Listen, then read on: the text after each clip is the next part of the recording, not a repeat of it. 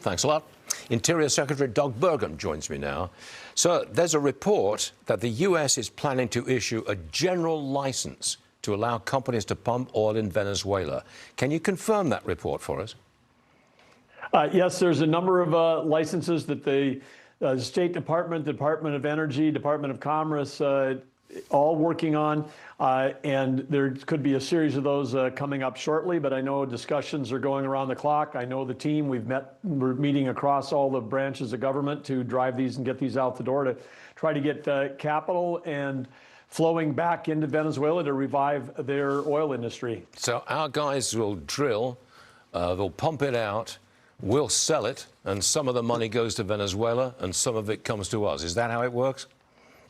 Absolutely, that's how it works. And of course, there's some things down there in Venezuela where they need new technology, new equipment, and they can bring that up quickly. And then there's other places where they've had a total collapse in their industry. As you know, Stu, these guys used to produce 3.5, almost 4 million barrels of oil a day. They're down to about 800, 850 a day now. So there's a lot of climb back for them to come back from where they are, but some of it with a license right away can get some things going, which of course would be great for American refiners and great for American consumers. Most of that heavy Venezuelan crude coming to the Gulf Coast to be refined here in America means lower gas prices for America. And again, great work by President Trump and the team, the Department of War, executing on capturing a wanted criminal who was posing as a leader of a country. President Trump plans to launch a critical mineral reserve. Listen to this. For years, American businesses have risked running out of critical minerals during market disruptions. Today, we're launching what will be known as Project Vault to ensure that American businesses and workers are never harmed by any shortage. We don't want to ever go through what we went through a year ago. Just as although it did work out, thank you.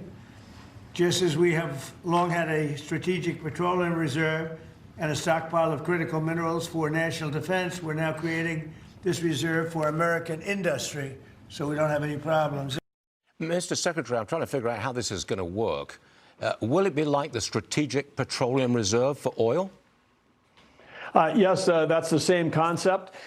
We need to have a buffer, if you will, for private industry to make sure our auto, our defense, our technology companies, that they can all keep moving ahead, because, of course, critical minerals are in virtually everything. We all touch them every day, whether it's your cell phone, whether it's your automobile. They're a component of everything. China controlling 85 to 100% of the refining of these minerals.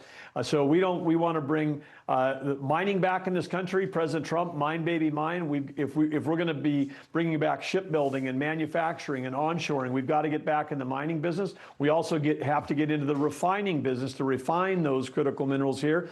And then when we get those businesses going, we've got to make sure that we have a stockpile so that when China, as they've done in the past, dumping into our markets, distorting the markets here, driving U.S. companies out of some of those countries, we've got to make sure that we've got a viable industry for critical minerals for ourselves and for our allies. Well, who pays?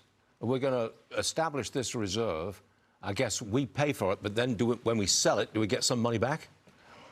Well, this is set up. Our deal maker in chief, President Trump, has come up with a way where this doesn't involve any tax dollars. There's a $10 billion loan from the Ex-Im Bank, which can be profitable back to that organization. And then the private sector is on track to commit.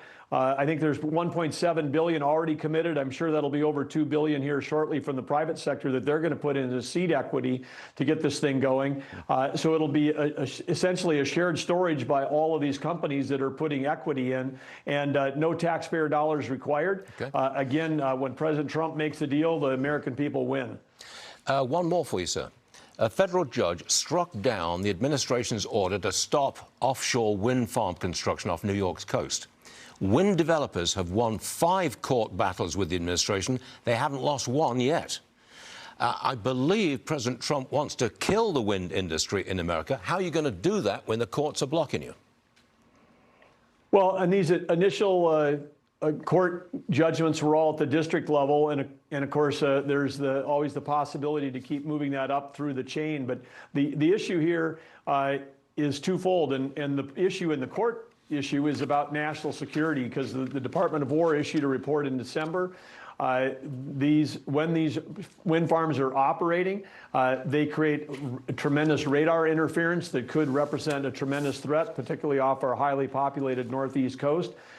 New evidence that the humming sound from them underwater on these huge towers that go down underwater could also interfere with sonar interference, which could lead for underwater. And of course, it's not just the old days we worried about Russian subs. Now you could have underwater unmanned submarine drones as a new form, just like we've got unmanned drones in the sky. So as warfare is evolving, and we see how it's evolving both in the Iraq-Iran war this year and every day between Russia and Ukraine. I mean, nobody's reading reports about pilots getting shot down in Russia, Ukraine, because everything is unpiloted.